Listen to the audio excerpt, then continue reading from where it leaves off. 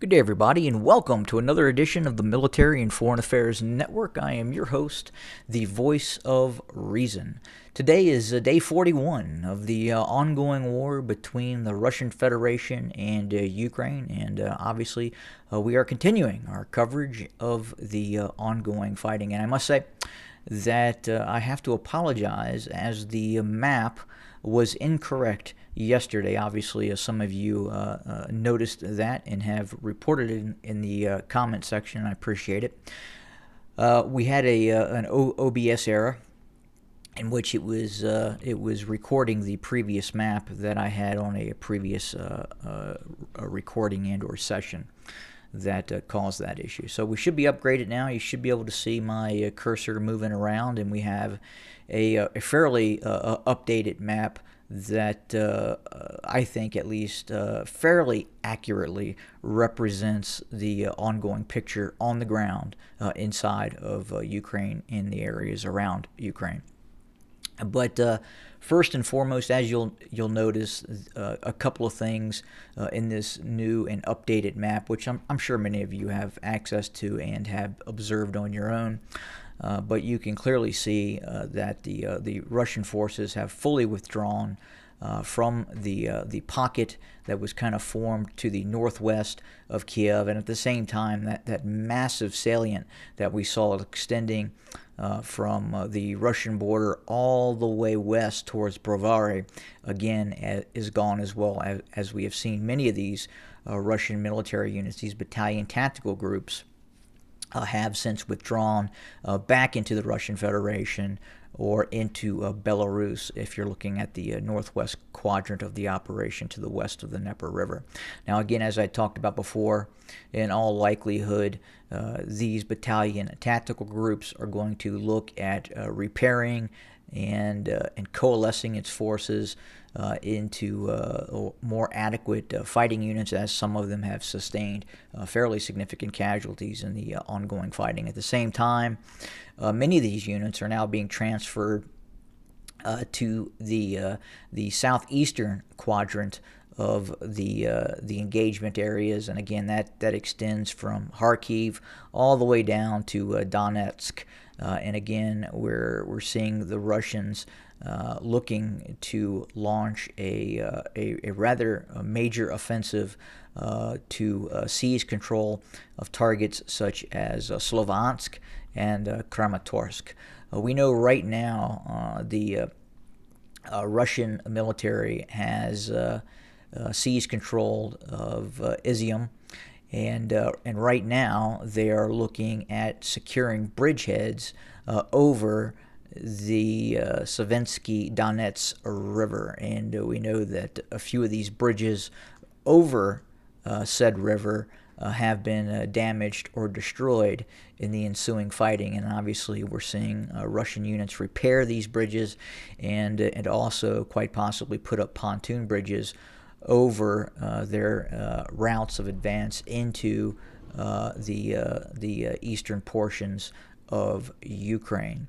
But again, right now, the biggest hurdle for the Russian forces as they build up and prepare to launch this very large operation, again, with the objective of enveloping this pocket of Ukrainian forces that are defending towns such as Severodonetsk, Sloviansk, Kramatorsk, and even areas just to the west of the main city of Donetsk.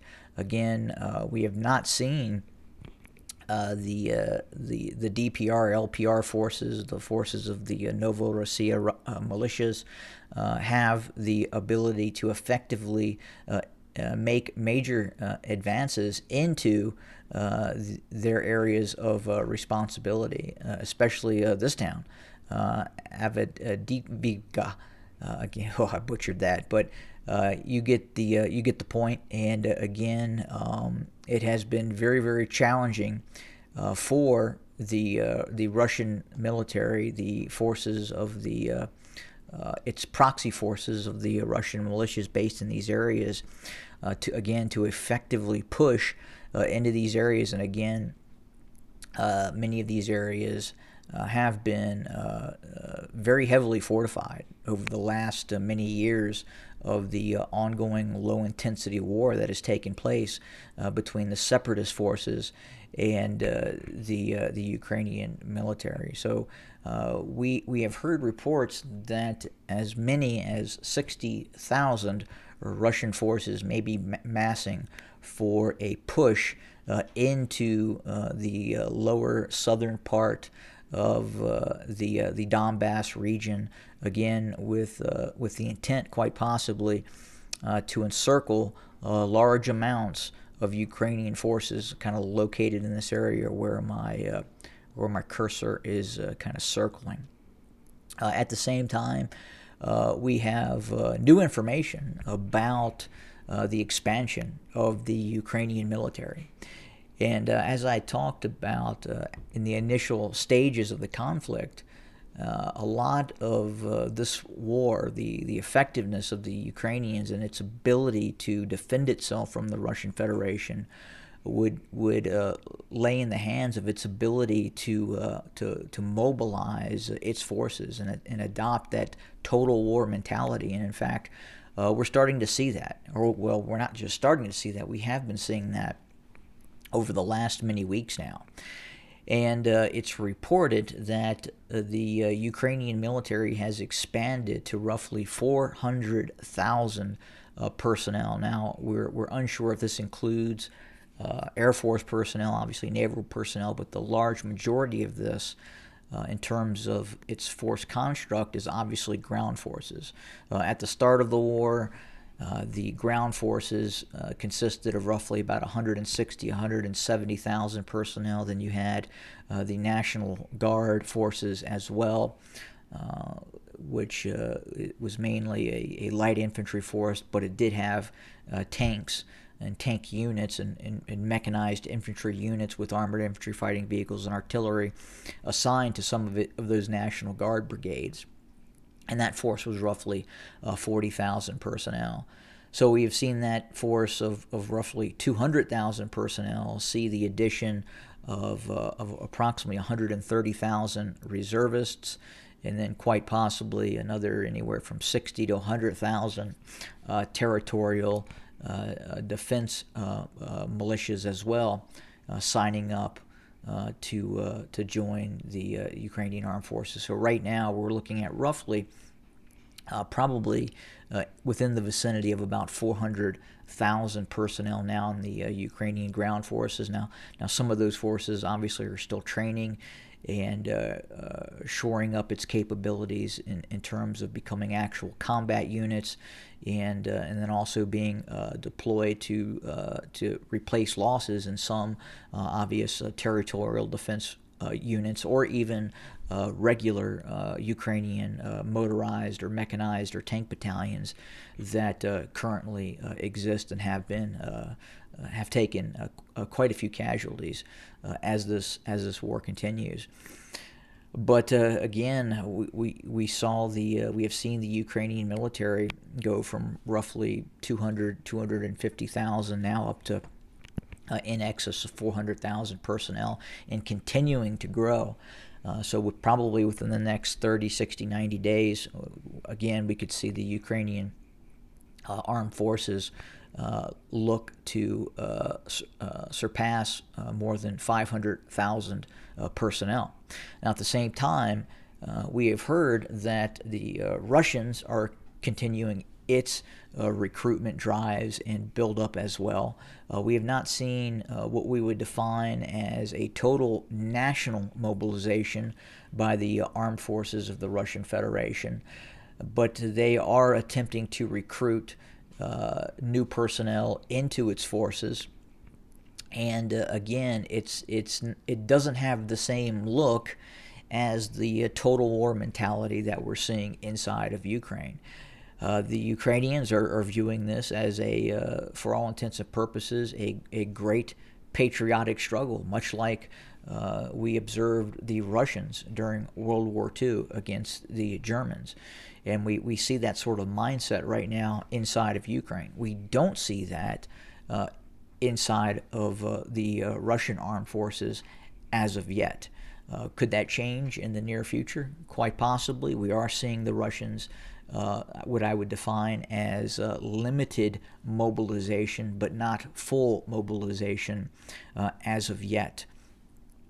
Now, on the military front, we continue to see the Russian Air Force continue to strike targets all over Ukraine. We had heard about roughly 54 strikes, both cruise missile strikes, long-range rocket strikes, and tactical aircraft hitting approximately 54 targets in and around Kharkiv.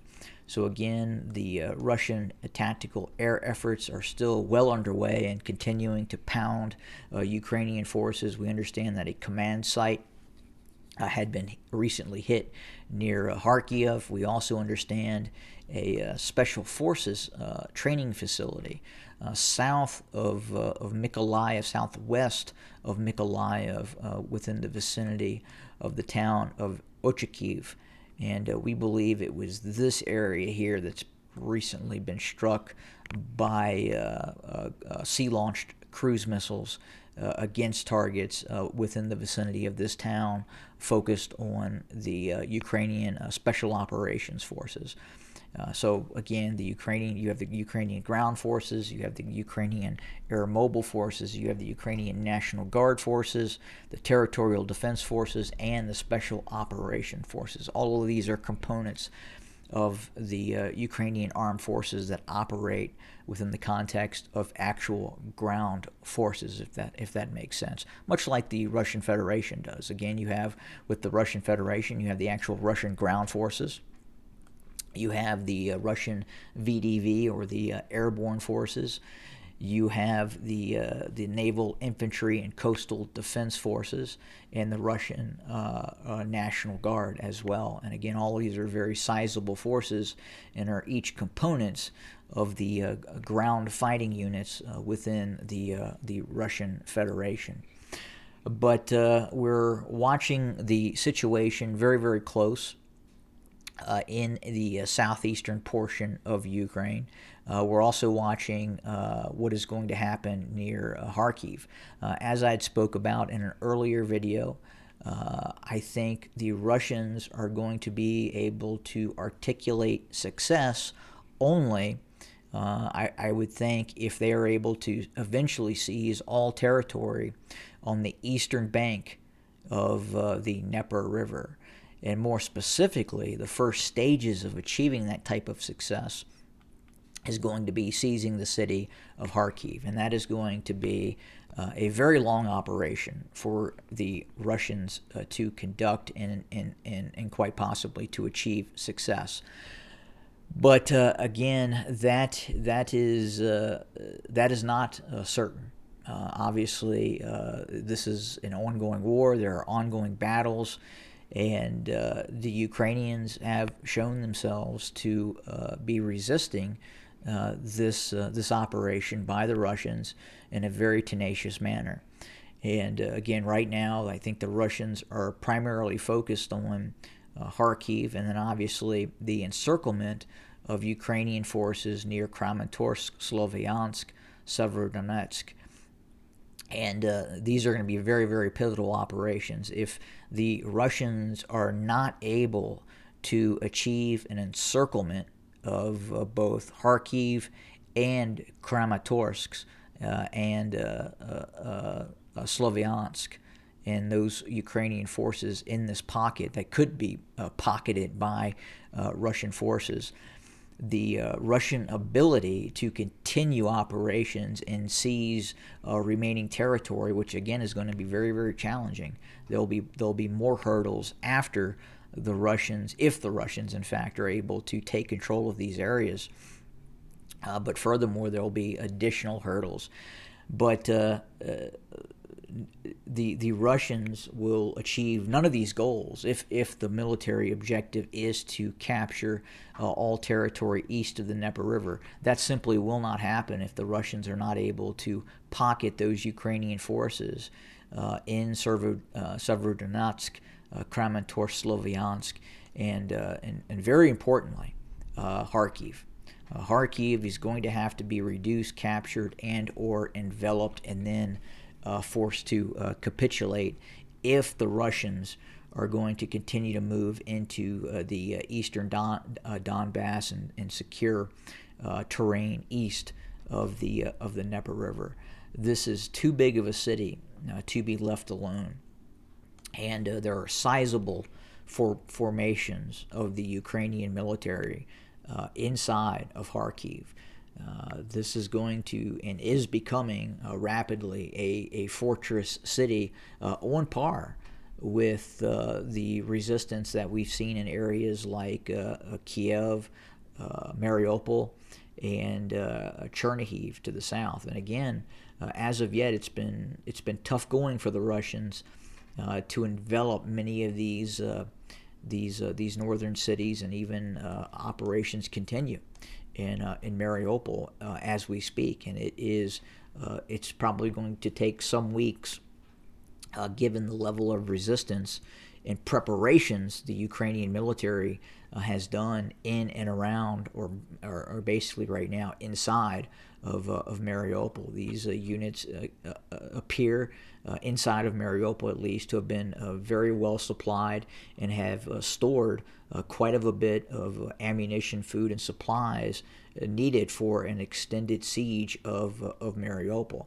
So if you look at Mariupol in terms of being quite a bit smaller than Kharkiv to the north, this is going to be one hell of an operation for the Russians to look to capture. This is a huge city, again, second largest city in all of Ukraine, with an extensive underground subway system that allows the Ukrainian military to maneuver forces in and around the city without having to operate above ground at risk of Russian artillery and tactical air assets by the Russians hitting targets.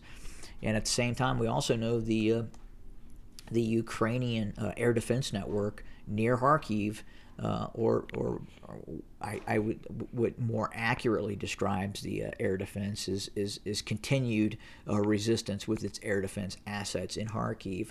We've seen possibly two more Russian aircraft, an Su-30 or an Su-35 that may have been shot down, and another reported Su-34 that was engaged and shot down within the environments of Kharkiv. So again, the Ukrainians still have assets and still have the ability to move military equipment and forces to Kharkiv. Again, it is not fully enveloped.